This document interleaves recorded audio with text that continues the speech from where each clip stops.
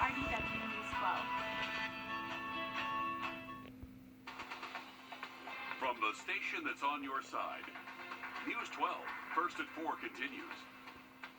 Good afternoon. Millions of doses of the Johnson & Johnson vaccine on hold right now. This morning, the CDC and the FDA both recommending a pause on vaccinating people with the J&J.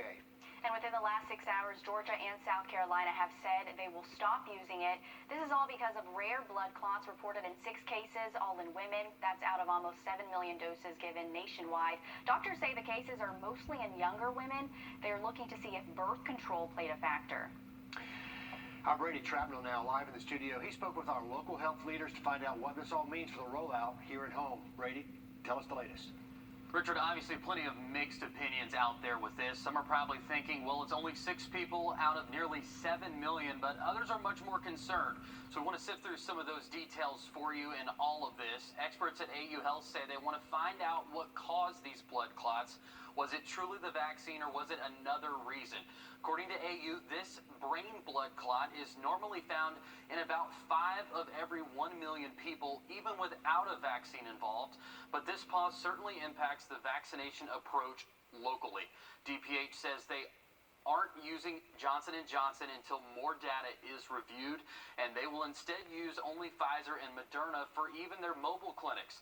AU Health says there's some symptoms to look for if you've received J&J recently. They all occurred in females between the ages of 18 and 48 and had symptoms 6 to 13 days post-vaccination. You've experienced severe headache, abdominal pain, leg pain, or shortness of breath, and it's within 3 weeks of seeing the vaccine. Don't be afraid to reach out and contact your healthcare providers.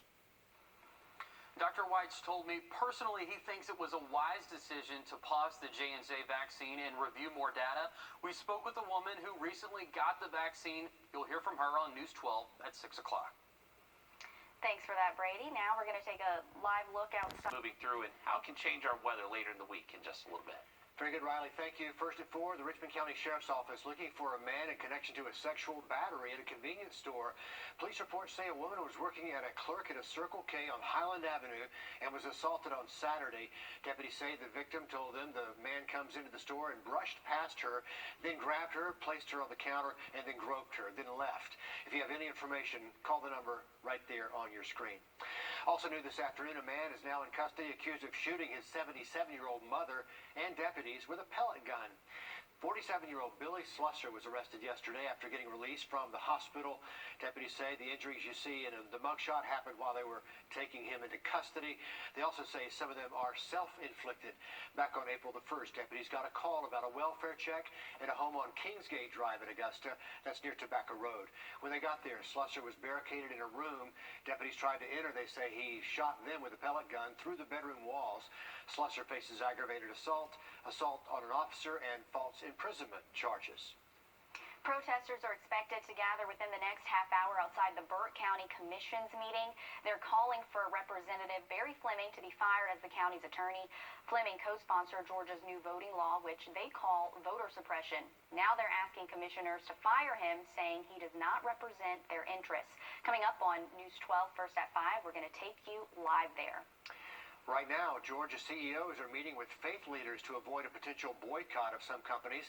Bishop Reginald Jackson leading that initiative, and he's originating that call from here in Augusta.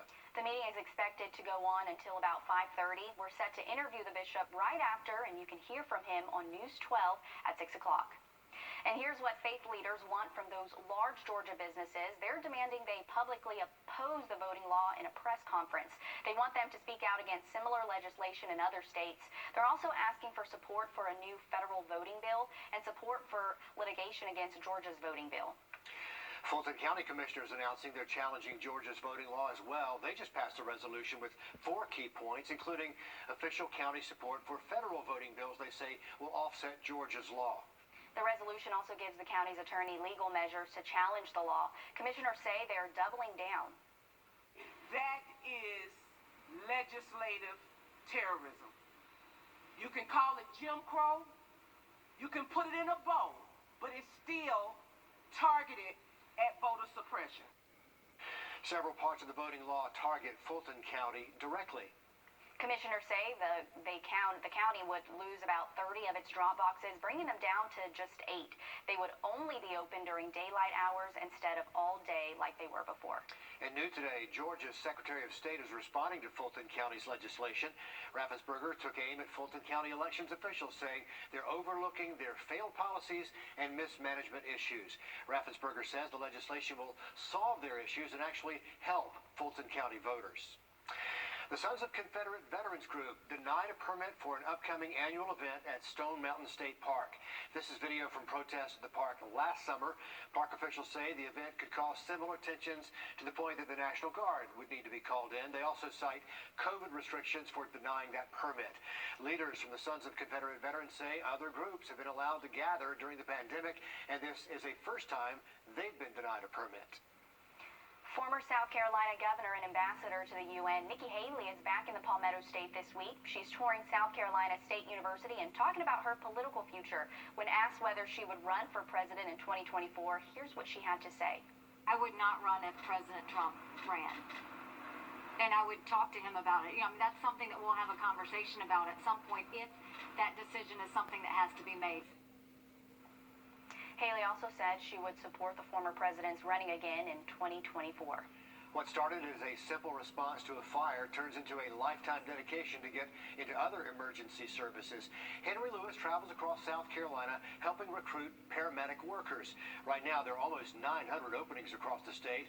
Of the 11,000 people certified, 3,000 are currently not working in the field, something Lewis says has to change. We know that call volume for EMS is only going to go up. There are some innovative strategies that are aimed to try to combat that. But that said, we still need to increase the workforce by at least 30%. Pay has been a major hurdle in recruiting. They say it's something they're also working to increase. Heads up, parents, if you have a kid with special needs, applications for reimbursement are now open. Georgia Governor Brian Kemp says $10 million are available for families. Georgia Department of Education says this will help those who struggled learning during the pandemic. Right now, there are over 220,000 special needs students in Georgia. The applications are open until May 14th, and we do have this link to apply on our website. Millions more Americans are eligible for health insurance now through the federal exchange. This comes after President Biden added changes to the Affordable Care Act in the last COVID relief bill. Some people may qualify for insurance with no premium, and to find out if you're eligible, you can create an account on healthcare.gov. Officials say even if you signed up during open enrollment, you should log back on because you may have more benefits. It's likely going to result that they're going to receive more assistance. We want people to recognize that healthcare is in your reach. You do have until August 15th to enroll in this federal program. The community of Dunwoody, Georgia is mourning the loss of a local hero. 54-year-old Kim McGrady lost his life saving people from a dangerous riptide at Miramar Beach near Panama City. 12 swimmers were in danger. She jumped into action, saving 3 people, but on his 4th rescue attempt, a strong riptide drowned him. Only 1 other person died during the chaos. The family says his service is tomorrow and his organs will be donated. Uber is trying to lure drivers back onto the roads. The company announcing more than $250 million in bonuses and perks. This comes after food delivery and ride request hit an all-time high in March. The money will add bonuses for new drivers. It'll also add incentives for drivers who hit ride milestones. Following the announcement, Uber stock shares rose nearly 5%. The CDC is advising you not to eat, sell, or serve several brands of ground turkey. They say there's a salmonella outbreak in the Plainville brands sold back in January. The brands they sell are Nature's Promise, Wegman, and Plainville Farms. They are dated from January 1st to January 10th. Health officials say to throw these out if you have them in your freezer. A South Carolina man on the hunt for a life-saving kidney donation, and he's having some trouble finding one, and he is not alone. We're going to tell you about a shortage of donations affecting so many people right now. And we are seeing beautiful weather again this afternoon, but we are keeping an eye on our next rainmaker. We'll time it out for you coming up in your first alert forecast. Health officials say kidney donations are harder to come by during the pandemic. A new nationwide allocation system changes where people can now get kidneys. Health officials say this puts coastal Carolina at a disadvantage. Alexis Simmons breaks it down for us. Marianne Agnello is on a mission to find a living kidney donor for her husband, Joe. Take a look at her car. He has stage 5 kidney failure. I have 3 wonderful children. I have 2 great, two grandchildren. My beautiful wife. There's reasons to stick around. Joe is on dialysis, dealing with symptoms from type 1 diabetes. I love this man. I will do anything to save his life. Saving lives, that's what transplants do. For those at MUSC needing a deceased kidney donor, wait times are expected to be longer due to a new nationwide allocation system through the United Network for Organ Sharing. It now allows patients to receive a kidney within a 250-mile radius of a donor hospital, putting coastal South Carolina at a disadvantage. Unfortunately, most local donors now, those kidneys don't go to local recipients. MUSC's Division Director for Transplant Surgery, Dr. Wrdw, says the old way sent most deceased donated kidneys from South Carolina to MUSC. He says now those kidneys could be offered to 17 transplant centers across the nation. Transplant wait times could go from an average of 3.5 years to 5 years at MUSC. And it's something we need to figure out how to perform to the best of our ability to make sure that we increase transplant opportunities for South Carolinians. But overall, it's going to adversely affect people in the state of South Carolina. As for living donors, they can still choose who receives it. Joe is waiting for his kidney match. It just touches your heart, like it's your soul. People want to save your life. Right. They've never met you.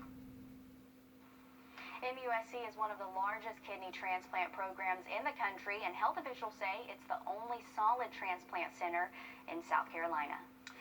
To weather now, I don't want to jinx it, guys, but it feels so nice out there. Mainly later into the day.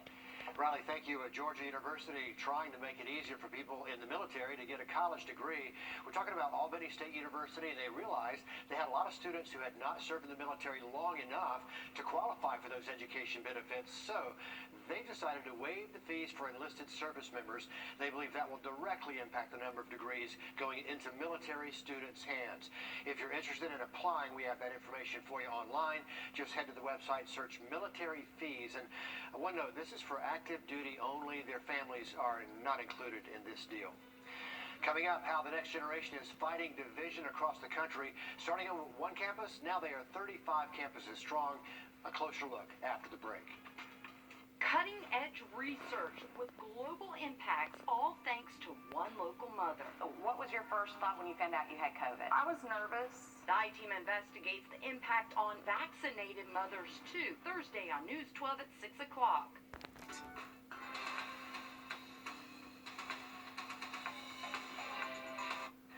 A group of Gen Zers believe they have the key to bringing the country together. Bridge USA started with one man at UC Berkeley. But now it's at 35 across the country and counting, including here in Georgia and over in South Carolina. Natalie Brand gives us more. Every one of you is needed. 22-year-old Manu Meal believes his generation could be the key to tackling America's political polarization. We don't think there's a more important thing we can be doing at this time in our politics.